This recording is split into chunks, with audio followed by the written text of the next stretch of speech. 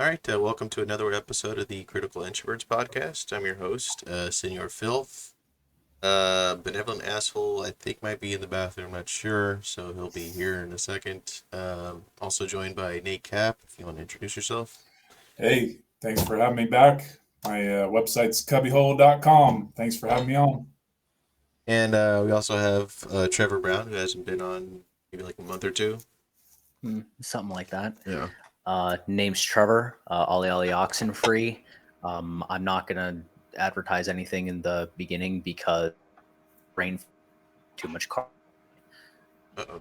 to Jay because I'm embarrassing myself right now.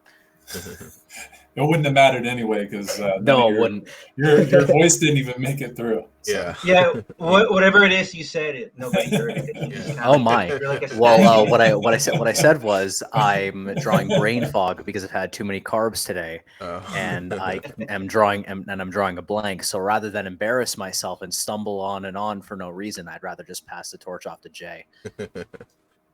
Jay or Jordan Farmar is here. Want to introduce yourself? It's Farmer, not Farmer. I'm sorry. I think the ex-Laker player Farmar. Anyways, go ahead, Farmer.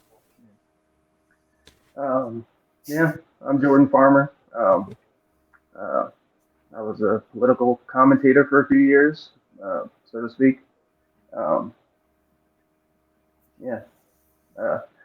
Much of the stuff that people called conspiracy theory 3 years ago, I was laying out and going much deeper than anybody else in terms of reasons and convictions and why China would do what it did in the particular order that it did. Well, politics sucks.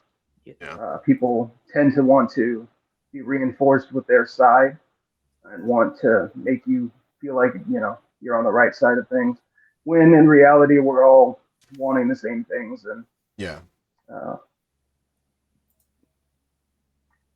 Genuinely agree on the goals for any particular policy issue. So people don't like that. People like to be on the team. So I dipped out, but Senor Filth and some of the other gentlemen here are most worthy of conversation, and so I'm eager to be back and be talking to these fine gentlemen.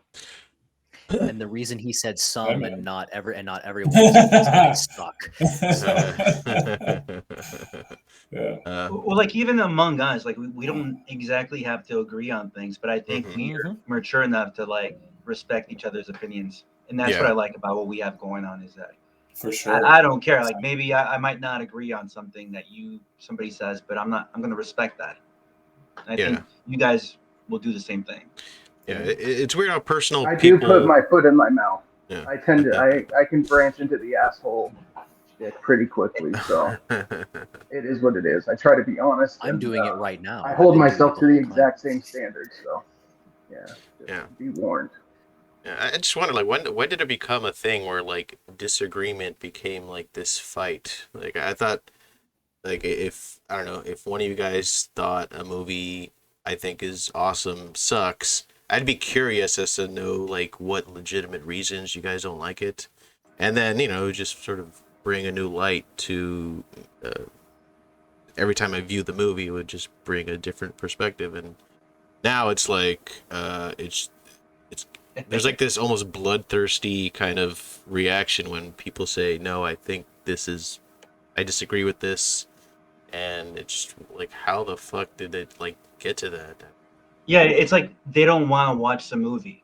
Because I remember back in the day when I was like a movie junkie, I would just purposely, even if I thought the movie was gonna suck or just had like a bad impression about the movie, I would still watch it just so I can say, oh well, this movie it sucked for this reason, for A, B, and C, or actually this movie was not that bad because A, B, and C. But people will not take the time just to actually watch the movie. Watch the movie, that way you can actually have some weight behind your opinion. Right. And sadly, it's not that way when it comes to like what's going on with popular culture these days. And apply that to everything. MySpace. That's the end of my answer. MySpace, and I refuse to elaborate. I guess. Go ahead. I know you go ahead. I was gonna say, did you guys see that new Netflix movie Troll? No, I barely watch No. anything Netflix nowadays. I've been encouraging my family to pirate things instead of paying Maybe for I have. Netflix, so no. Yeah. Is it like a Pixar one, or a what? was it Pixar or DreamWorks? I don't think so, but it was, it's kind of. I mean, it was weird because it was kind of like a low budget, but also the troll was really awesome. But I was, spoiler alert, I was very let down. So anyway, I just wanted to get on here and say Troll? that. Is it a remake? Well, see you later, Nate. It was nice. Is it a remake of like I think like an early '90s movie? Because there's an early '90s movie called Troll, and then there's Troll 2, which is like infamous for being like regarded like the worst movie ever made. Is it? You know if it has anything to do with that? It might have. I'd never heard of those or even saw them. Yeah. So I wouldn't. It's not the. Is it associated with the movie voted worst ever made? Yeah. It's just funny out of context. I don't know the movie. I don't know the Which history. It's just voting funny which to think voting about that pool being what the was association. this? Who voted on this? I don't remember where like the official like list of like worst movies ever made was, but it was like this weird cult like VHS cult movie, Troll 2, and because of whatever this countdown was, it kind of like brought like a new light to it, and it just people started watching it, and it's really it's one of those like just really bad. It's hilarious to watch movies. And there was even I think a documentary called like the best worst movie ever made or something like that. So it's an interesting story. I'm just curious if it has anything to do with that Netflix thing, but Yeah, I'm not sure. yeah, because everything is remakes now, so Right. that's what I'm kind of thinking. Anyways, I guess we can get into like the first, I guess the main gist of what this episode's going to be about. This whole thing that happened with or is happening with Roald Dahl work and Puffin. The rewriting of history. Yeah, They're trying to alter Willy Wonka and the Chocolate Factory in order to appease black nationalists. yeah. Well, But- he's not even Yay. alive anymore, right? Time to be I think alive. He passed away already, like a long time. I think he died like in the maybe was it the mid '90s or actually when did he die? Fuck, I don't know if you guys want to look for that, but yeah. So there's this attempt from Puffin Publishing to get people to essentially just rewrite and make his stories more palatable, I guess, quote unquote, for the modern audience. And it's weird to say that like it came to this because it's not like they're censoring like I don't know like some X-rated movie. It's down to the point where like it's children books, and like how is this not just like social engineering bullshit? They got rid of like the word fat, Yeah, and they're really massaging the language to get like it's not the normal controversial stuff you think. They're getting down to really stupid yeah. stuff that they're censoring, and it's The previous two was really perfect. ridiculous. Well, yeah, they're stripping it down, so it's like becoming so generic. It doesn't have any meaning. It's just, what's the point of him writing a story like an original story if they're just going to change it into something that's just stripped down and naked and generic? Yeah, but there is this You do thing. with Mein Kampf. Let's Yeah, that would rewrite make more Mein sense. Kampf to make it more palatable for future generations. Let's do the same I thing. think a lot more people have actually done that than you think. Yeah, I love. I don't even think that's possible.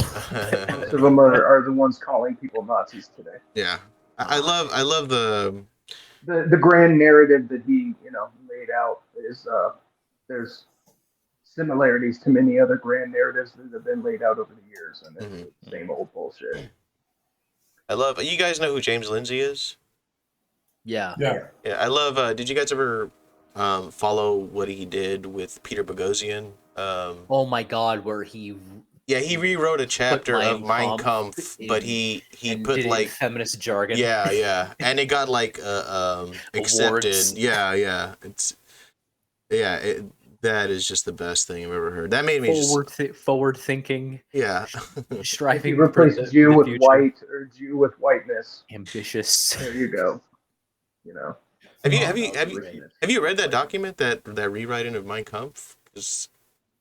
I was a teenager when that article came out. And I was, and I was kind of all in my own head, especially back then. Yeah. And I just thought it was the funniest thing. I almost printed it out and like handed it out to like all my like weird like LGBTQ people that were all over the school. I was like, I'm gonna print this out. I'm gonna hand it to them. I had this whole plan, and then I was just like, but printing it's a lot of work, and they're just gonna get mad at me. Yeah, it'd be funny, but I don't feel like putting in all that work just to like get a referral or something. Yeah. So, we stopped. I'm just curious, like if the people, how do I put this? Like, what do you think the people that think this is good, like, what do you think their intentions are? It's sort of like why a parasite finds a new host. That's basically what these like weird postmarks stuff comes into. By the way, for the viewers who don't know, I've gone into this stuff extensively, only to say it the exact same way as if I didn't read it, because there was no point in reading any of this, any of the queer theory or any of the critical race theory, because it's the first time in my life it confirmed my biases while I was reading it. That was awful. I hated that experience, and I will never put myself through that ever again. Yeah. So it's gay. I don't like it. Done. Go, Jordan. I think a certain amount of this is expected and innocuous. Like, not now. I would prefer that all literature stay in its original form so we can tap into the time that it was written in and understand our history through these intermediary things better. That'd be awesome. But this happens a bunch with innocuous things like taking out curse words or the N word. And it's been happening for years. Huckleberry Finn had the N word in it, and they took that out for the newest edition. So it happens a lot, and people just think it's an innocuous thing, and I mean, really, like it's a purist sort of a pushback, because it's like, everything changes. The culture is always changing. What the societal norms are always changing, and there is a certain amount of reality to that just dominates. But like, why does it have to become a thing where we have to sort of accept it? Like every time someone brings up something like Blazing Saddles, for example, it's always followed up by like, oh, too bad you can't make that movie again, haha. And it's like this, it's always brought up like we just have to accept it and there's nothing we can do about it and blah blah blah. But like, how does it become a thing where why can't the pushback be like, fuck you? We want it. Just leave it as is. Like, why? Like, is that people? It's a thing where power is as power does. Essentially, that's a thing that I've been thinking of lately, and it essentially boils down to humans, for the most part, aside from like the rare exceptions of people who like go in and this is probably just my inner doomer talking. I'm probably just in my doomer arc right now. But it's essentially, but it's essentially that as long as you can get a significant amount of force behind something good or behind something bad, then it doesn't matter if it's a good thing or a bad thing. What matters is the force that's behind it.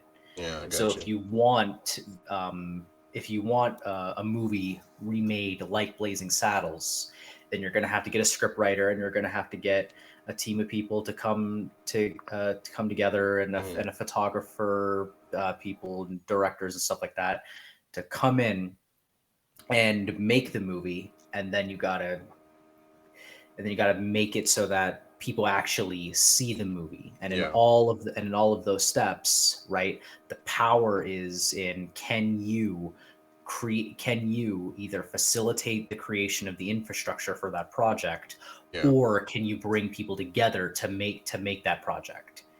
And then once it's made, the power is as power does comes from making the movie. But the problem is people like us, right? The people who are most concerned with forging and protecting what is wholesome, or I guess like concerned with civilization and with culture, we're the first ones to sort of complain instead of do something about it. Yeah. Because to do the same thing, and same thing. It's a lot easier. To just say, oh, you can't make that movie. Yeah, I can. You just got to you just got to find a way to get $3 million together, or however much it costs to make a movie.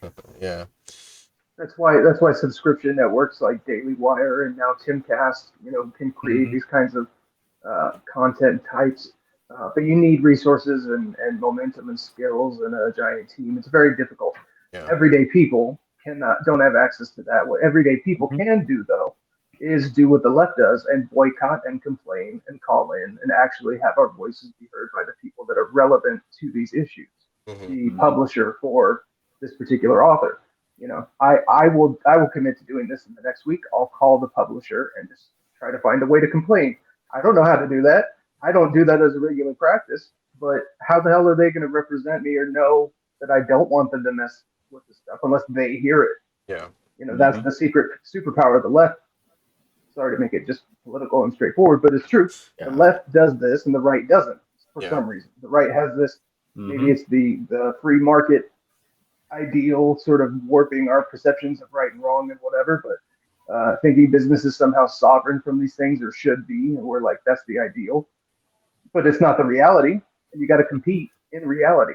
And like, it's also just reasonable to say, hey, they haven't heard our voices, so why are they going to freaking listen? Because the right relies on principle instead of infrastructure to enforce their will, or whatever we call the right. Basically, like even if that's very true. And so but the thing is, the left, because all left-wing philosophy is predicated on power first and how you acquire power and how power is distributed, that their first thing is infrastructure and personnel goal. Our thing is ideal infrastructure and there. Not so that. That's our strategy. Not that. That's our strategy, right? So it basically forces anyone who's just not against the current thing or the current power. It forces you in a position that basically being a moral person essentially relegates you to being a reactionary. So you can either not be a moral person, or you could be a moral person and always lose. And well, I kind of got tired of picking between the two. So, I mean, that's one thing I have been kind of thinking about. That's why I'm like trying to branch out to do the movie show and my music show. It's just like every time I bring up Tim Pool, like there's always someone who says, "Oh, I fucking hate Tim Pool," and I never really look at him and people like him as like I don't follow him because I like him, his personality. I generally like what he's trying to do, as far as not even just like his main show, but his other stuff. Like he's trying to do like a coffee shop thing and do other just cultural kind of things. Just put himself out there, put like this brand out there, so that just to sort of like give people something else to to watch, to hang out with, to talk about. Creating anarchist infrastructure. Yeah. So I mean, which is the one thing they've freedom never lovers had, can just show up at a coffee shop and but randomly talk to each other, and boom. Yeah. That's the real play. That's what people should do. It has nothing to do with the fact that I've watched Tokyo Ghoul, but I definitely think coffee bars should be a thing. Yeah, or just bars. I've never seen in that. general. What is that? Tokyo Ghoul. It's an anime. I've taken the anime pill. I don't like watch Western propaganda anymore. So Yeah, like Japan's still Western in a way, but I see what you mean. Yeah, yeah. I once the Woman King became a thing, and like, and like, I still can't believe they made like a pro Dahomey Warriors movie. Like, it's like making a pro Nazi movie. Like they were like the Nazis of Africa during the slave trade. Like that's what they were. You know, it's whatever. I'm curious, Nate, like, have you ever thought of like putting out content that is political, just stuff that's, you know, fun, art-based stuff, just to like grab people's attention? Yeah. The stuff that. Well, I mean, none of my work is political, but I do get into the science of politics. You know, more in the, you know, the psychological realm. But as far as like, you know, what I'm trying to do right now is make an animation of the Hermetic principles, because I think that'd be really cool. My mom actually made a book about the Hermetic principles, but like a children's book. Right. And if you're not familiar with the Hermetic principles, it's basically it's a philosophy of trying to understand how the mind works within the universe. And so anyway, what is the name of the book? The Kybalion. What is? The Kybalion. It's called Inception 2, Electric Boogaloo. It is one of the most advanced pieces or keys that anybody could ever possess within themselves, because once you have that key, everything else starts to unlock. And then you start to see, you start to see the bigger picture of what's really, going on, at least in the psychological realm. Because that's the part that most people are not familiar with. And that's why people don't understand, with cancel culture and government in general, it is mind control. And mind control is the ultimate control, because once you can control the mind, then you control the rest of the body. And so to learn I guess if you want to call it the playbook of the ruling class of the world, you're definitely going to have to understand the knowledge of the Kybalion, because the Kybalion like I said, it gives you the key to unlocking all these other psychological understandings. And then you start to see how they are manipulating the people and getting them swayed one way or the other, especially with this cancel culture. Because what we have to understand with cancel culture is, it is, well, for one, culture is about cultivating, which is about growing something. And so it's about canceling the growth, right, of whatever it is. And so anything that is growing, that's what they want to stop it immediately. They want to stop that in the mind. And so that's why this is taking place. That's why we have so much cancel culture, because there are things that are growing right now that they don't want out.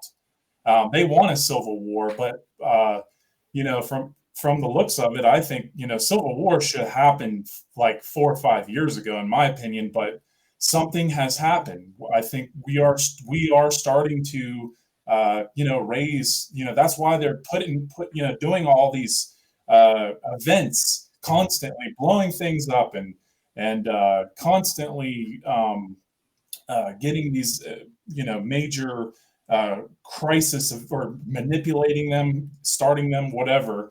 They are controlling the narrative, and because they're controlling the narrative, they have made things happen the way that they see fit. But I think that they're behind on schedule, because people are starting to wake up. And I'm telling you, it's because people are starting to recognize the psychology behind all this. They're starting to understand, like, oh, it is my mind that is actually being controlled in these dialectics, where we're, if we're really right brained, we're more on, right winged. If we're more left brained, we're more into the left wing. And it's also reverse psychology that's happening at the same time. But my point is that with this cancel culture, what it's doing is it's entertaining the mind to keep us from recognizing that. But no matter what words you cancel or ideas you cancel, there's always going to be people are smart as hell. They're always going to find a way to do something else that's going to piss people off. It's inevitable. It's always going to happen. But obviously now it's a lot more like out in the open. We're really seeing it, and it makes us really question why it's happening, but really questioning why people are allowing it, just in their mind alone. And it's because they want those who are ruling over the minds of the masses. They want us to cancel each other out. Mm-hmm. They want us to just cancel each other, not them from the top canceling us from the top. They want us to just cancel each other out, period. Yeah. And they're doing a pretty good job in some ways, but I think, to be, I guess, optimistic, I do see a resistance in people. They are starting to see the bullshit, but they're amplifying. They have these echo chambers that are really amplifying this cancel culture, bigger than it's ever been. And so that's what we're really seeing. And so that's why people are believing that these things are happening. I mean, these things have been happening for a long time. Yeah. It's just, everything is out in the open, and that's just because their control is not as good as it used to be. So, yeah. Let's be clear, like getting canceled isn't like someone, it's not just like something that no one should worry about unless you do something wrong, which is an argument in favor of the rapist, but I don't feel like getting into that. It's like when people get canceled, like it's not that like they lose access to social media or whatever, which is bad enough. It's bad enough in and of itself, because that's essentially banning you from the public square for engaging in the public square the way everyone else does. Right. So then, but now the newest version of this is you get banned from the public square, and then you get banned from engaging in finance, right? They ban your bank, your payment processor. They take your email. Like you can't like use 90%, like 99% of the internet or something like that without an email. Yeah. In order to like access anything, it requires an email. You get canceled, you lose access to being able to feed yourself without government handouts, and that's if you can like go to the store to buy the food, because as we see with Andrew Tate, DoorDash and Uber will ban you, so you can't even order your food. Yeah. Right. That's what that is. It's not like it used to just be like, there would be a media firestorm or whatever, but since no one watches the boomer doomer crap that's on your cable box, since no one watches that, since even boomers don't really watch that for the most part, it doesn't need to happen through the media anymore. Like Nick Sandman getting $300 million suing CNN, great. But whenever someone looks up his name, they're going to find the racist, sexist, homophobic, alt-right, neo-Nazi, maggot, fascist bigot who violently smiled at Indian man who was trying to blow his eardrums peacefully. Like that's what they're going to find. Yeah, it's like your legend is kind of ruined forever, and it's really fucked up. Like I don't know.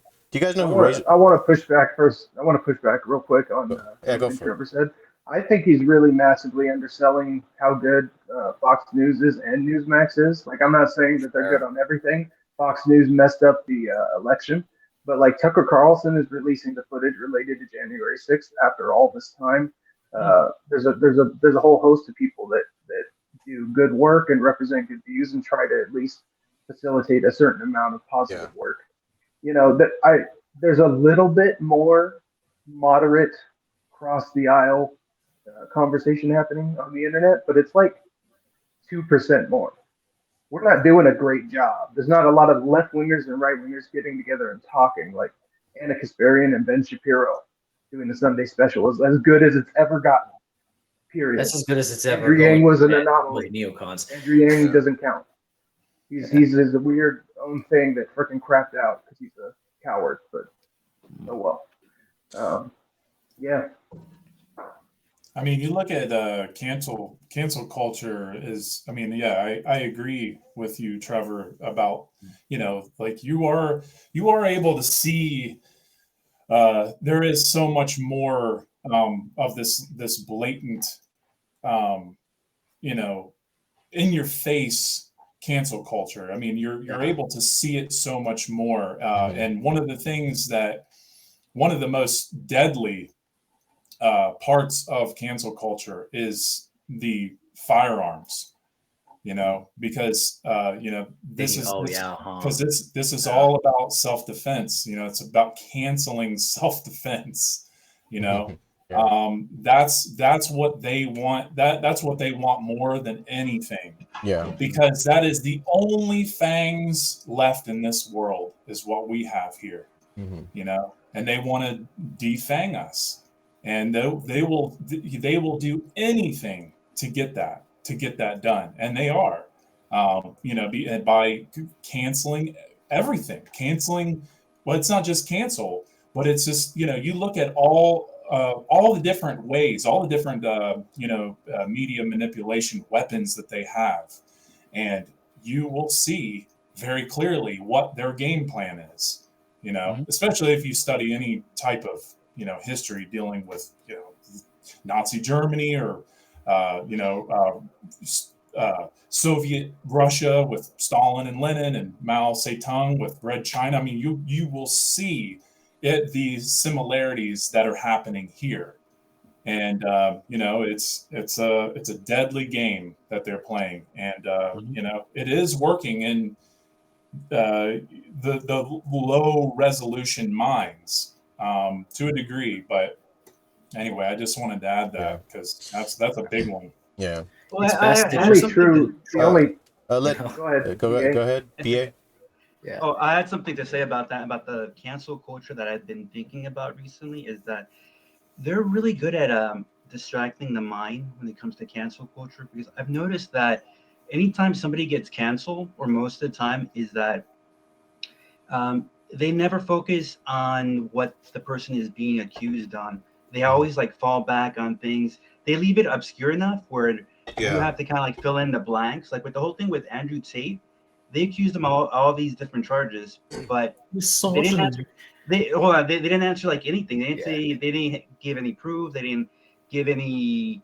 They didn't say anything. They didn't answer any of the things that people. So instead, people had to fill in the blanks, and a lot of people, whether you like Andrew Tate or not, doesn't matter. But a lot of people ended up referencing things he said in the past, like petty little things, and you know what, he said this petty thing, blah blah blah. So it's okay that he's going to jail, or some people invested too much time in defending him, but at the same time, you also can't defend them because you don't have all the facts. They leave it obscure enough where they're creating that sort of stagnant environment where both people, like you would say, the left and the right, they're kind of in the dark, just kind of throwing punches at each other. But how can you cancel this person, or even have a conversation when not everything has come out to light? So that's the thing with Andrew Tate, but they've done that with Trump. They've done it with anybody that goes against the narrative. Yeah. They always find a petty. They'll accuse them of something really, really big that'll get people stirred up. But then in the end, since they can't prove that specific thing that they're being accused of, they'll bring up some other fucking petty shit. Yeah. And people will just kind of roll with that and be like, okay, well, I guess he deserves to go to jail or prison because of all this other petty stuff that they'll dig up that has nothing to do with what they're actually being accused of. So that's what I've noticed. That's like a Yeah. tactic that I've noticed with cancel culture that people need to start paying attention to. That's how they get people. Yeah, but also with like just the general thing, I hate cancel culture and censorship. Like, have you guys been following what happened with the which is Adam Dilbert guy? Adam, was it Adam Scott or Yeah, the comic book guy, right? Yeah, I saw the article. I didn't. God, Adam. yeah, Scott Adams, yeah, and yeah, like there's this show called The Lotus Eaters that kind of broke down like what he meant and stuff like that. But there's this thing of like that I've noticed where it's building this culture where like some topics that we bring up, let's say like Marxism, whatever, like they're kind of hard to articulate, especially if you're bringing that topic to someone who's never heard it before. So like they're building this culture where like you have to almost be perfect the very first time you bring it up, or else you're like this crazy person, or you're like this racist, blah blah blah. And you know, the reality is like you might kind of stumble the first couple times you try to explain something out to someone. You might say it wrongly. You might have been good, but kind of like trailed off and kind of fucked up here and there. Like it's building this culture where like you have to sort of be perfect, or else you should just shut the fuck up and you're like this person. Like, and I think that's the thing about just general censorship and cancel culture that I'm very much against. Like, that's why I kind of defended Kanye West. This isn't like me like saying yay 2024 whatever the fuck, but it's just like he's bringing up topics that are very difficult to talk about, especially if you've never talked about them before and you're bringing him up towards people that are so foreign to that idea. So, I mean, like, you might be kind of wrong on some things, but there's, like, just general things you're trying to bring up, like, just to get people to think. Like, just to break their pattern of, like, how to approach these things. Like, it was, like, 2-3 weeks. Yeah, like, 2-3 weeks ago, I was at a party, and, you know, this is a party where, like, you know, like, I was kind of, like, I felt like I was sort of, like, shunned because of like everything COVID from this kind of crowd of people. And you know, they've known that like financially I haven't been doing the best over these last couple of years, socially, depression wise. And they were like it felt like they were kind of being sort of smug, like so what have you been doing? Oh, you did this. And like I was just trying to like, I think they brought up Trump or something like that, and I was just trying to just generally say like, okay, like I think one person asked me like, why'd you vote for him, kind of shit, and they were kind of like, don't you think racism is worse now, or some shit like that.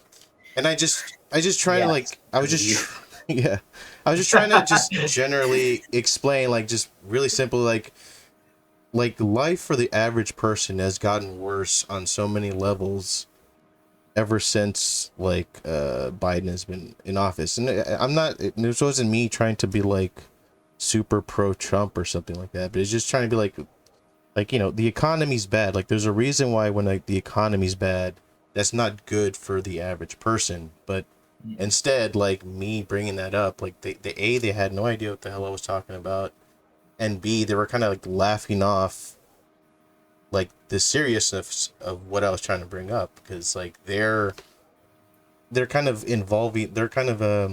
participating in the stuff that's making not only their lives significantly worse, but everyone else's. Yeah. And the vast majority of people just want to be told what to do. You can either be a victim of them, or you can be the one that helps tell the 70% of people that just want to be told what to do. Yeah. You know, they'll think a recession is fine. Like they can look like Auschwitz survivors a week a week after. Yeah. And they will still say we're not in a recession. Right. Because they've been told to say we're not in a recession. That's the only thing they care about. They want to be the good citizen. Yeah, they want to be good American. They want to be woke or whatever. That's all they care about. Yeah, they want to be like this successful person on television, and so how I become that is just to adopt their thinking and say what they say. You're better off just sucking dicks. I'm gonna be honest. That's quicker, you know, a lot quicker. Nice. You have to be specific with the points you make, and this is where I think that there's a phenomenon that happens when the opposition is in power. The other side, so this goes both ways, gets lazy. They're so easy to hate. They can remember all the mistakes they've made, that they stop paying attention as much. They stop analyzing things in a deeper way. The economy is doing fine. Inflation means everyday people can't afford as much stuff. The economy and the state of California standard of living for everyday people and the economy are two very different things. And there's tons of metrics to back this up. Like, yes, inflation's high, and that sucks for everyday people, but unemployment is at a 50-year low, even lower than it was under Trump. We're creating jobs at like 400,000 a month, which is more than Trump for most of his presidency until he reset. And this is partially because he and Steve Mnuchin, the Secretary of the Treasury, massively inflated the currency by putting $2 trillion, 40% of all the dollars that have ever been printed, into the system that only actually enters the system when debt is approved. It doesn't actually enter the system magically. It goes through the banks, gets approved for loans, and then gets into the system strategically. So there's been this endless amount of capital for the system to feed off of. They also injected stimulus checks and enhanced unemployment, which increased consuming power. So investment and consumption were artificially inflated to allow the economy to sort of get back to where it was under Trump. And everything would have been fine. But then the last stimulus package that Biden injected into the system increased demand in all the same ways that the Trump stuff did. But the unemployment rate was already low. So there weren't people to do the work. And so when you have more dollars chasing less production, inflation happens. Yeah. So there's less inflation because of Biden, and it's screwing everyday people, but the economy is doing pretty good. And that's a very nuanced and difficult conversation to have because it's not like the right wing and even podcasts I love, like the TBD podcast and other ones. They basically say economy bad because inflation. The markets are going to crash. The next big dip is happening, even though it happens every 7 years, like it's some giant freaking surprise. There's bubbles and corrections, and bubbles and corrections, and bubbles and corrections for 100 years plus now. It's not anything new, but they're always selling you on this like doomsday crap. We're eventually the dollar's going to pop. Eventually the dollar's going to pop. It's propaganda. It's absolutely simplistic propaganda. The only reason we have boom and bust cycles is because we have an income tax and we have fractional reserve banking, and I refuse to elaborate because that's going to take an hour and a half. So, is there a single example of a boom and bust cycle not existing in an economy, Trevor? Is there a single counterexample? Okay. Well, I'm not an expert at the economy, but I just know that in the last administration, the focus was on the whole GDP, which was like the gross with the domestic output, just like making more things out here and actually like creating things that we could sell to other countries, just making things here. That because the farmers, all the different industries that are from the United States, that has something of value, not this stupid money that is being printed from the Federal Reserve. That's what's creating the whole inflation. Well, the government has nothing of value to bring. It's the people, it's us, it's the land that we live on, it's all these industries. As long as you keep them flowing, as long as the farmer's out there doing his thing, as long as the steel factories are working, as long as people are making cars, that's what matters. We should not have a dependency on government at all. That's how I see the economy. I'm not an expert at it, but I think that's why he focused so much on the GDP versus the whole, let's create these social programs to help people. All that's doing is injecting more money into circulation, which is just devaluing the dollar even more and more and more. The more money in circulation that we have, it's like the poorer we become. It's like they're taking money out of our pockets. I've gotten to live the difference. It's in that way. I'm gonna in Oklahoma, in the job that only requires a high school diploma. I'm going to be making over $18 an hour, and with tons of overtime available. It's hard to find a job around here that's paying less than $10 an hour, even though the minimum wage is $7.25. So the productivity is there, and so people can be very self-reliant. Cost of living is low. Democrats or left-wing socialist type centralized power policies break the system. They decrease they decrease jobs, which means we have less money. They also raise cost of living, which means we have even less money, and then they tax us more, which means we have even less money. And then they come back with some welfare, and they're like, "Hey, we'll make sure you can sit nice and cozy." And so they switch and bait that so that they can create a dependence on the system, a dependence on the government. They like to manipulate people in that way, and it's literally Californians, maybe 10 million of them, need welfare to meet cost of living requirements. Mm-hmm. Yeah. Like tons of them need it. They would like if it went away tomorrow, they are going hungry. They are losing their house. Like they really are that dependent. It's I think a lot of people, and I system. think I did the same thing about 5-10 minutes earlier, is that a lot of people tend to confuse like the state. A lot of people use the economy and saying the economy is bad as a colloquial way of saying I the consumer am spending more on less things, and I see help wanted signs. And I see help wanted signs everywhere, and like the stores don't have the stuff in the shelves, because like I do agree, like if you look at the GDP of the country, that's where that's fine. I think that'll always be fine. The United States is a credit society, so like we never really have to, and it's the international reserve currency. So we basically, no matter what, we can always give loans to other countries that we never have to pay back.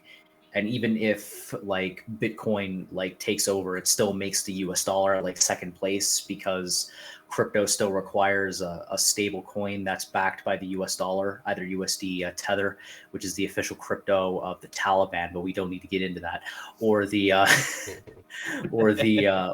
USDC, which I know absolutely nothing about, but it's basically the same thing, but it's worth a penny less for some reason than a dollar for some reasons, whatever. But the point is, I think that's like, this is another difference between how I'm starting to think of things, as like how someone can be right wing in thinking on this issue, but they could be left wing thinking on this issue. Like someone who's right wing, right, would use like the non-rationalist, the colloquial way of saying economy. But and again, Jordan, like this is the only time it's okay to be left wing, is what you did just now, is where it's like, oh, it's like the GDP and you got to be more specific and things like that. Like that's where having left-wing values is valuable. But you're like the only person in that I originally knew from California that does that. The only one. That does All right. what?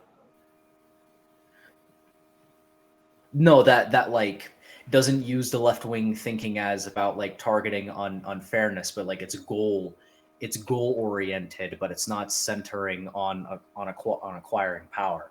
It's why I much prefer like your particular brand of libertarianism over like who was the lady that ran as the libertarian candidate in 2020? Jo Jorgensen. Yeah, that's why I much prefer like your particular brand of libertarianism to Jo Jorgensen. By the way, terrible name. It's no wonder she lost.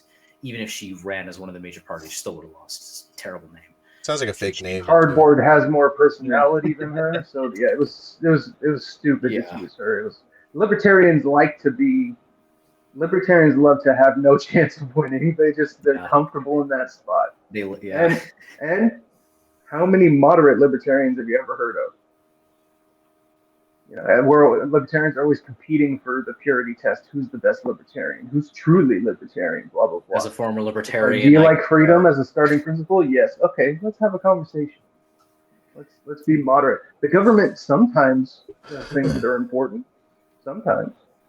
Well, I think here's my take on that is you have two wings who want more government or they want big government, but libertarians want little government. That's why they never make any headway because they're too busy trying to get out of government to a degree because most of their mind has got out of it enough or not enough, but like so close to where there's only about 10% of government left in their mind. They haven't gone all the way. They're just stuck right there with that little bit of government, and that's why they never make headway ever. So you either be a conservative, right wing, or be a libertarian or a liberal left wing, socialist, and you ask for more government. Either way, that's the way I see it. But I just, for me, I just, I see all the, destruction. I see the pros and cons, but ultimately it's like when we want government to fix all our problems, it just seems to be takes us in circles, So. Because you can acquire power without worrying about the government like there is a lot of power to be had that has absolutely nothing to do with the political realm. I mean, it can be used in the political realm. Please excuse me while I fix my pants because my boxers are chafing my balls. Anyway, that wasn't a bit. That was true. Now I'm embarrassed. But anyway, like you can acquire, like you could do things from a culture and an economic standpoint, which is what libertarians would be good at because they understand money and the economy much more than like a socialist would for like obvious like psychological and philosophical reasons. But that's what my advice would be to libertarians. It's like if you just give up on the presidency, then you would have all that money, all that resources, all of that networking for all these libertarian events. And the libertarians in the Libertarian Party could just go to these libertarian conventions where they all have like their booths or whatever. Instead of candidates, they have their startups, and then you'd have rich people that are into politics who come for the libertarian thing. Then they see this and they're like, oh, I can fund these startups, before I go to this event and hear my favorite politician like speak or whatever. And the entire Libertarian Party would be completely okay with that because that falls in the non-aggression principle. Right. But they don't do that because like conservatives, they're too focused on the ideal. They're not concerned about building the infrastructure, so they just keep doing the things they know doesn't work until they're essentially relegated to merely reactionary, and that's what we have now. And when the people who are concerned with forging and protecting that which is wholesome are relegated to merely reactionary, then you get Maoist China, you get Nazi Germany. That's what all that is. It's all the same thing. But this is going to get clipped, but it is the fault of Jewish conservatives that Hitler rose to power. It is their fault.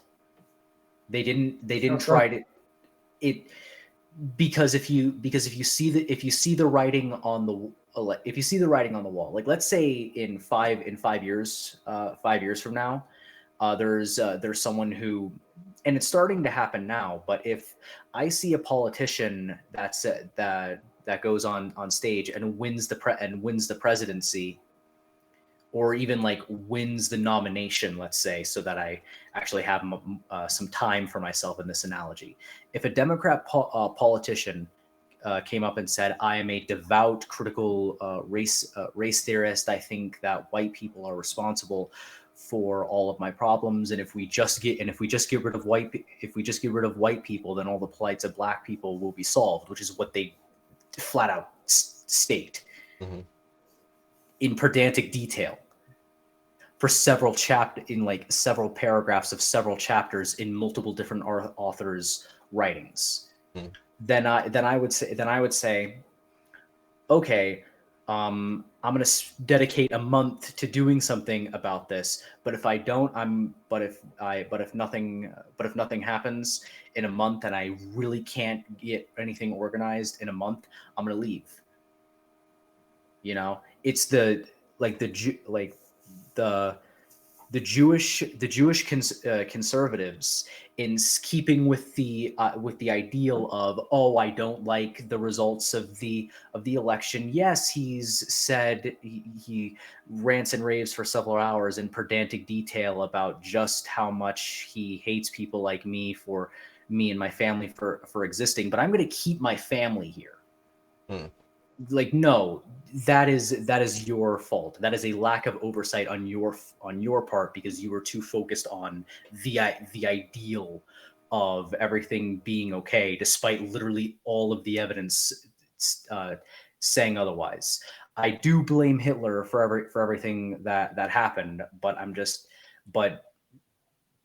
I don't know. It's just, there's too many people out there that even when they see the writing on the wall, because they have no choice but to see the writing on the wall, they still don't bother reading it.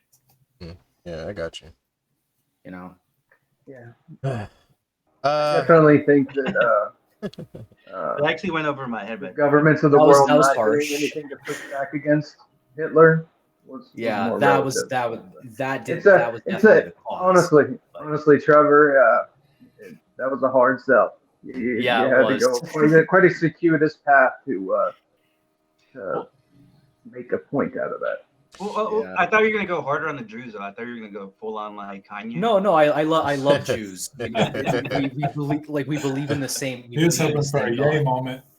No, Jews, Christians, and Muslims, we all believe in the same God. I'm a dirty, disgusting, filthy Protestant heathen, but I still believe in the same God as Catholics. I don't understand the brother wars at all, you know. But I wanted to, there was something you were talking about, Senor Filth, earlier, that where you were bringing up, artists that are getting canceled. And that hits me so close to home, almost more than anything, because during this whole scamdemic bullshit, I was ostracized. I was canceled by that whole community of caricature artists. And it was one of the most devastating things I've ever felt in my life. Everybody turned on me. I really don't even know one person who thought outside the box or questioned anything. And it's like, when it's hitting you, that's, I think, that really amplifies it. That really it has been extremely hard to deal with, personally. I just never understood anyone that is any kind of creative type to like defend or look the other way when like censorship or like it just doesn't make sense to me. I love, like, you can see I love music, I collect music, and I never got on board with like censoring or canceling a musician, because I know like there's something about like just taking away that content for the fans that like that kind of stuff. And especially when it comes to like being creative, like you can't how do I put this, like you have to be as open as you can be to like push creativity. You can't have like these weird blocks or anything like that. It's especially when they're like society made blocks, you know what I mean? Like you know, I grew up, you know, listening to, like, the hip hop and even some punk, and there was like this overt like fuck the establishmentness to it, and that's what made like the music even better than it like better than like the corny kind of, you know, lovey 50s kind of shit. Like there was this angst to it, and to see like the creative world like become against being angst, like it just doesn't make sense to me. Yeah. In like, especially if you're any kind of creator of like any kind of creative content, like you have to sort of defend any kind of art like that. It just, and I understand like there's that annoying like offensive art where it's like a fucking, you know, like an aborted fetus and it's pissing on the flag or some shit like that. I understand why Yeah. people think that shit's ugly, and I think it's ugly. It's not something I would buy, but I would never like want to boycott it or anything like that. Right. Yeah. Because that's a very You're principled. yeah. There's like a there's a danger as far as like Common sense too. yeah. There's a danger as far as like what that will do to just the creative world in general, and like I just don't understand how anyone like a musician, painter, any kind of creator like would just be on board and just look the other way whenever something gets canceled. Like I don't Right. get that. And what's crazy though is, you know, when you're you know, because I obviously when I was on social media and just trying to, you know, ask questions of what's going on and Mm-hmm. bringing people's attention to things that, you know, I saw, and even kind of letting off a little bit of steam because Mm-hmm. I'm like, you know, just was really upset because I could see through all this Yeah. BS. And one of the things that kept happening to me um, was this dehumanization where it's like I don't care about your, you know, your opinion or your view or even the facts that you're bringing to the table. The only thing I care about is your art, and therefore I'm going to comment and I'm going to say, man, I hope you're still making art, Mm-hmm. you know, like while I'm trying to have a serious dialogue about something real that's going on in the world that actually affects all of us humans, Yeah. or just stick to art, Nate. Yeah. We have no business talking about this stuff. That I heard that like 4 or 5 times. You know, I got, and then, you know, of course, you know, when you see people liking those comments, Mm-hmm. you know, that amplifies it, right? And so They man, told you the artist equivalent of go back to the kitchen. right. Yeah. It's like, don't think, don't question, don't have any real conversation. Just go back to sleep and draw because that's all I care about. I only care about that part. I don't care about your humanity. I don't care about you as a person. I only care about the thing that you create that makes me happy. You Yeah. know, But the and thing this that's is weird to me though is I follow a particular artist who's like like a fucking just a nutbag left wing guy. He's actually a professor in Texas. He's an art professor, which is go figure. Oh, is it really you're talking about the Yeah, Waldo guy or the one that I forget his name? Pinko Joe. Like Pinko, there you go, I just Pinko. like his work, but his stuff is super like obvious like just shill media bullshit. And but he gets a lot of likes. Like there's like this, if you are a creator and artist and you have like the correct societal correct opinion on things, you're almost like celebrated even more. And that's the thing that's like just so lame to me. Like like again, like yeah, according to like the old punk and hip hop days, like, you know, there was like this thing of like being celebrated for being like anti like whatever the popular thing is, and it, you know what I mean. And now it's like gone full circle with like where like art is that's super like pushed out and celebrated is over like so like pro establishment y, and like celebrated and Being shit. basic is in vogue. Yeah. Oh, but Whereas a lot of before that it was the stuff might hipster be, stuff that was cool. yeah. If it's a social media, maybe you can share it with me, and I'll see if I can tell about this or not.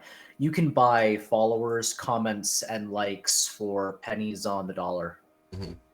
But I think also it's just bot about stuff. like if I go to that guy's Instagram account and Hang on. I'm gonna just say something real quick. Then I gotta dip. all right, cool. I think it'd be interesting to try to approach left wingers and ask them about tolerance in the political realm, how they feel about it if they do that. And you need to offer that. I'm not trying to beat up on Trevor endlessly during this podcast. No, it's but cool. There's a lot of extremely intelligent socialists, extremely intelligent left wingers, and if you take away a handful of Trump's best accomplishments and you add in a few of Trump's worst moments with the wrong interpretation, it makes sense why you would vote for anyone but him, even if he wasn't a Russian agent. Just the point being, well, everyone is acting in a way that they think is rational in some way. It might not be idealistic, it might be Machiavellian, it might be social, it might be keeping up with the Joneses. There's all sorts of motivations that people can have, but I think it sets us up for failure to assume that there are people that are just dumb and evil. I don't think they're dumb. I don't think they're dumb and evil. All right, man. Well, I wouldn't say evil. Later, Jordan. Later, Jordan. Hi, Jay. It was really nice talking to you, Jay. It's been a long time. Appreciate it. Nice talking to you. All right, man. Later. Well, sorry about that. Yeah. I'm gonna send him a PDF of Repressive Tolerance by Herbert Marcuse. But that's a thing. That's right, because I was reading Mr. Filth. Like, yeah, like it's like that's the answer to the tolerance question right there. Yeah. It's like they've rationalized a way to be intolerant to people in the name of tolerance, and they've gone through it in pedantic detail in multiple chapters with 3 different authors for a decade. Yeah, like that's the answer. But also, like going it's nice back to see someone who has faith in people. It's been a long time for me.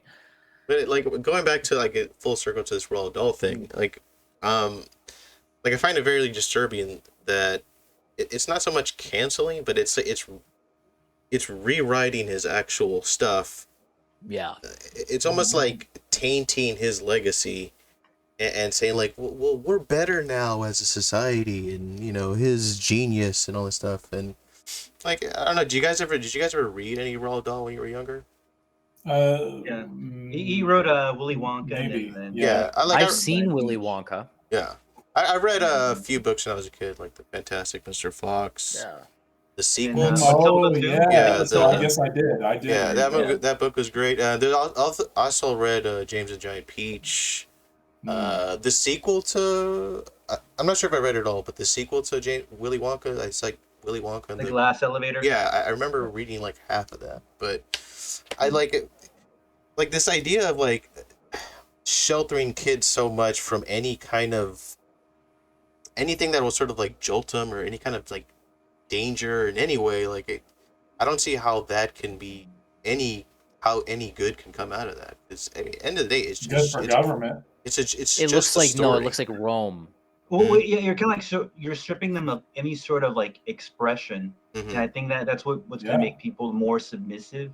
And just kind of like see like in black and white. More government. Yeah. More government, just kind of like more docile and more obedient. In Gen Z women, I swear, like I've given up on dating because of this. Every single one of them is like, oh, what's your star sign? Oh, I love TikTok dances. Yeah. Ed Sheeran is a talented singer. All of the I see it. Yeah. They're the same person. Yeah, they're almost clones of each other. Yeah. Like little stamps. They're diverse or whatever. They have different hair color, eye color, and skin color. Yeah. Or whatever. Yeah, it's almost like the thing that matters. Yeah. Isn't there? Yeah, it's like how Barbie dolls are all this. Are small, but yeah, it's not like how like Barbie dolls are all the same, but they have like different hair and different clothes, but it's still the same fucking creature. They did that with like Ninja Turtles too, where they're like Yeah, they just teabagging, repainted them. Mike. Yeah, it's like they had like a Ninja Turtle for like every hobby or like occupation. Yeah. That's literally a machine that prints money right Mhm. there. The Chinese slave worker that has to manually paint that in some other country. We should probably be winding down because I have to start making dinner. But Mm. I don't know. Like, what do you guys think as far as like any long term effects from like this, like over, like this sheltering kids from any kind of anything that could be labeled as offensive? I think it'll just generally make like the next generation just like the most like Rebellious. wussiest Oh, like yeah. Well, it's wuss. made me. I can't speak of any other kids in my generation except for all women in my generation, as I did previously. But for me personally, I'll just say like it's made me incredibly like because I have like my philosophy stuff that I go into, but at the end of the day, everything is sort of every motivation is just a rationalization that you make after you've already made a decision. Mm-hmm. And when you look at it through that lens and do it through the lens of power is as power does, but you do it. This sounds bad. Like don't get me wrong. I know exactly how this sounds, but when you look at it through this way, you can sort of like root out your own selfishness when you think this way, because you're already starting from the premise of human beings are evil and you're human. So you're essentially constant because you know if power is as power does, and it's like, okay, who's manipulating me? Right? If everything is a rationalization after the fact, then it's like, dang, I had too many carbs today and I had brain fog at the beginning segment. That's probably sometime in the long run, that might have cost me money right there. Right? Like things like that. When you start looking at it through this lens, then you stop caring about what other people say. Why would you give a shit about what other people say? Other people are evil. Yeah. Right? There's only one way. I cannot believe I'm gonna say this. Like, this is completely the opposite person of who I was like even 6 months ago. But like literally the only thing that is good is God. And since all human beings are evil, God already wants a relationship with you. You can just have a parasocial relationship with God, and you can use him to check yourself when you're being silly. But back on to why I feel resentful of Gen Z. It's literally like I feel like every single like massive societal decision was made on behalf it probably because it's true, but it was made on behalf of Gen Z Mm-hmm. instead of Gen Z being able to make the decisions for themselves. The thing that like Yeah. got me into like doing politics like as a creator, I don't really do it anymore. I help other people with like doing the politics stuff like with their infrastructure, because I'm better at infrastructure than I am at commentary. Funny enough, I have a stutter in case you didn't notice. But anyway, there. What was I talking about again? Oh yeah. So it's why I'm resentful. Mm-hmm. Like if you start with like the whole like March for Our Lives thing, I've talked about this on your show before, and it was just sort of like decided that by other people, by a Mm-hmm. lot of other people, a lot of other powerful people, that Gen Z was against guns. Yeah. Right? That It was is. decided that the lockdowns were good for Gen Z, and then Gen Z was like, well, I guess it's a good decision, Yeah. you know. And you can like keep doing it over and over and over again. Oh, it was a good thing that we proselytized Gen Z and millennials to violently pillage working class communities. So I'm just sort of like, if no matter what, decisions are going to be made on my behalf, like with Gen Z as a class, which keeps happening, Mm. then maybe I, as a member of Gen Z, could I guess from the shadows, again, I know this sounds bad, like be the representative for my class, because it's literally if I don't, other people are going to Yeah. speak for me. you know? Yeah. I mean, And that I sounds think awful. I know it does, but I don't know what else to do. yeah. I mean, I think a lot of us. I mean, we're probably all doing this because we're tired of having other people Views. speak for us. Like Yeah. I speak my mind, my points, because I want people to like understand that like, you know, I have some disagreements with whatever the big narrative is, but my reasons are well thought out and they're not like this Rooted in caricature. logic. Yeah. And Hmm. so yeah, it's funny that you bring up like Gen Z. Like every time like I've talked to like a Gen Z kid, like I remember my old job because I was fired because of COVID. I was trying to talk to like this new girl, and just getting to know her kind of shit, and she was just like, it was just like conversation like, so I don't know, like what music or movies are you into? And she was just like, I don't know, I guess I like she like she's like in her mid 20s and she didn't know a thing about her own self, and it was just so like depressing to me. Mhm. um and like when I was in high school I was starting to get into weird music on my own and stuff like that, like. Hmm. And when I went to college, I went late in my late 20s. I was hoping that I would like meet other people that were like generally like themselves, like they were into things that define who they were. Instead, it was just like, I guess I like kind of like that's kind of cool, I guess. Like Yeah. it was like talking to like I said, like a Barbie doll, but just with like a different set of clothes or something like that. Just a Mhm. very What empty I think person. is you're above average, right? Anyone who's introspective will eventually become above average in intelligence. That's just a natural. I have no sources, studies, or statistics on that. And even if there were studies and statistics on it, I would say that's gay. So, Yeah. but it's, I but it's agree. just, but like, so you basically, the difference between you and those fellow college kids is those kids like went straight from high school to college. They went from 12 years of school to more school.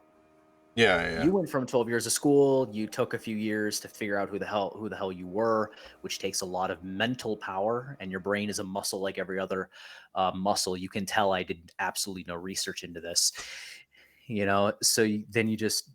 So then that's why you, despite being the same age, were like, hey, why the hell are these people like, why do they not know who the hell they are? It's because they don't have the time to know who the hell they are. They scroll through TikTok 6 Yeah. hours a day, and then they go to bed at 4 in the morning, and then they wake up at like 10 o'clock to go to their 11:30 class, where they eat like crap food that gives them with carbs, that gives them brain fog on the way to school or Yeah. work.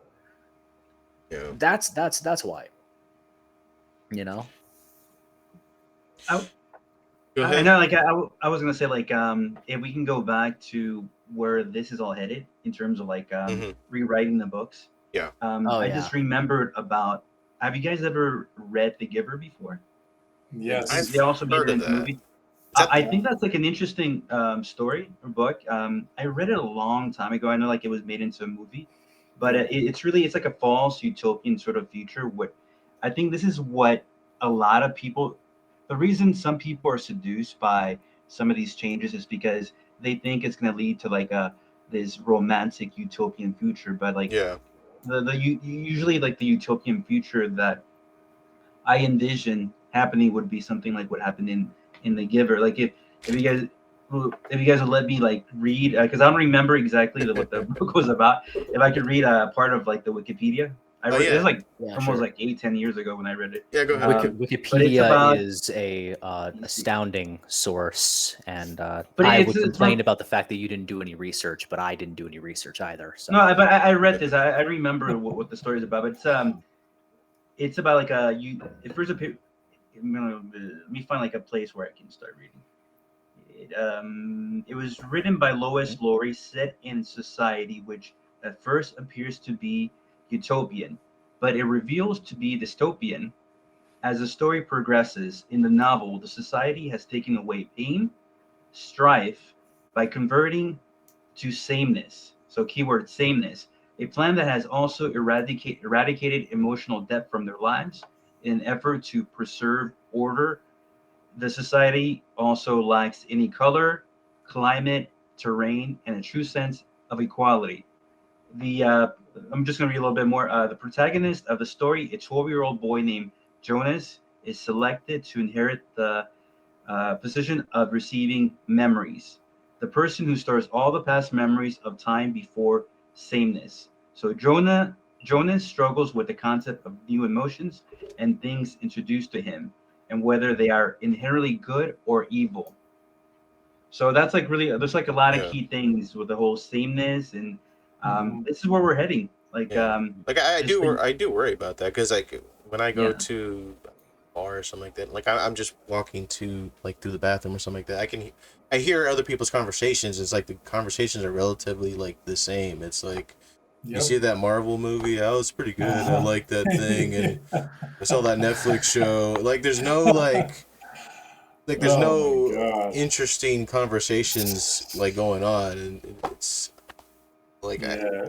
that just weirds me Those the are fuck out. It's conversations you have in like when you're in the ninth grade. Yeah. Like that's like, you know. standard adult programming templates is what the Marvel movies are, and what and here's the thing, like I'd I'm rather not have like an obligatory conversation about the weather, to be honest. I think that'd be more interesting. Yeah. yeah, here's the thing that I have with because I want to answer or kind of add on to what you were talking about, because for one, um, it is when I talk to somebody, I right away I want to know a few things. I want to know like where you stand as a principled person if we're going to go any Yeah. further, and that's just because that's how I am, and I want to know that that doesn't mean I can't talk to anybody. I mean, I talk to non-principled people all the time, Yeah. but what I want to find that out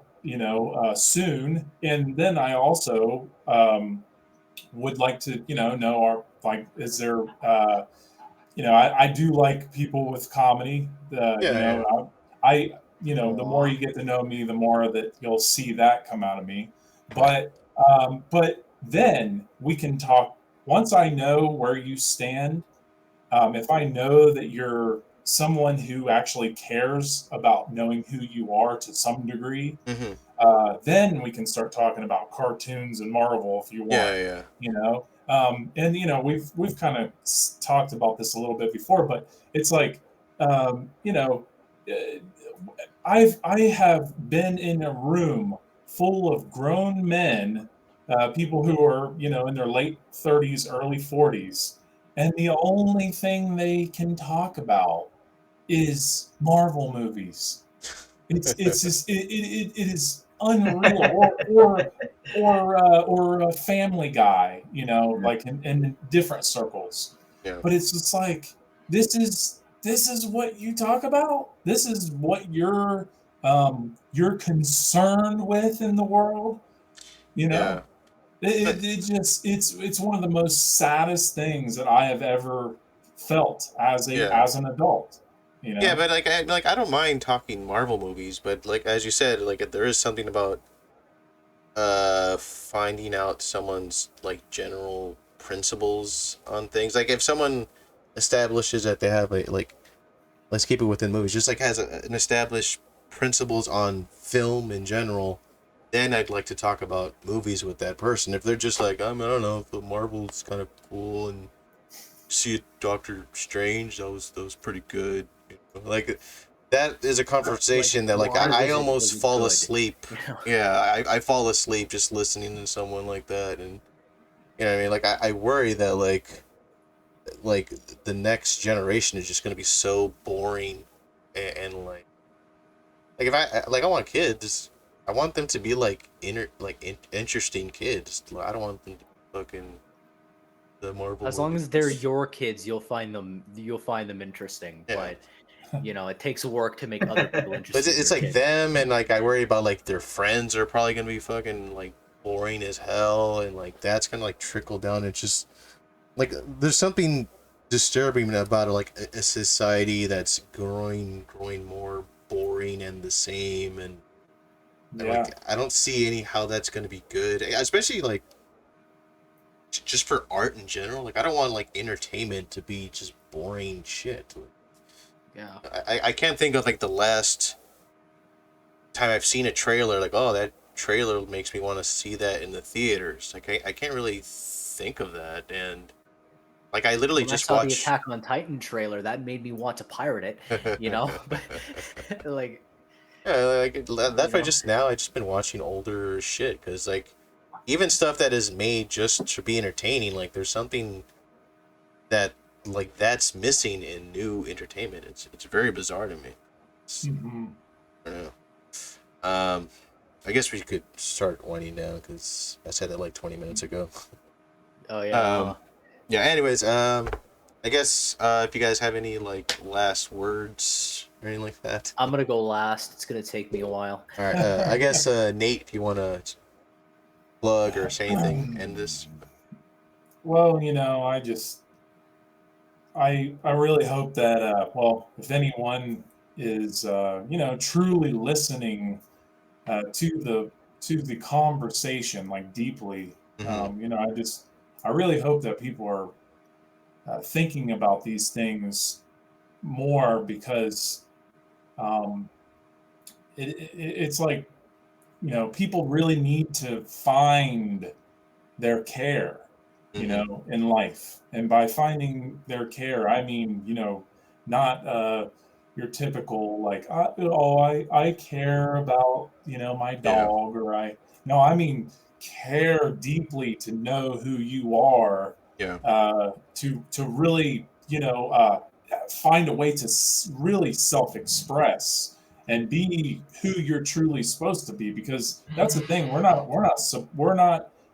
meant to be in the system that we're in, the system that's been installed into our minds. We're not meant to be anything further than the Barbie doll that you're talking about, Yeah. Yeah.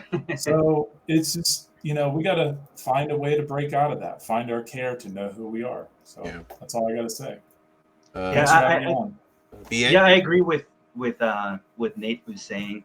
Is that I think we're so bombarded with so much social media and all this pop culture that we take on all the social cues that we have that we express in real life are from like movies, and it seems that we don't know anything else.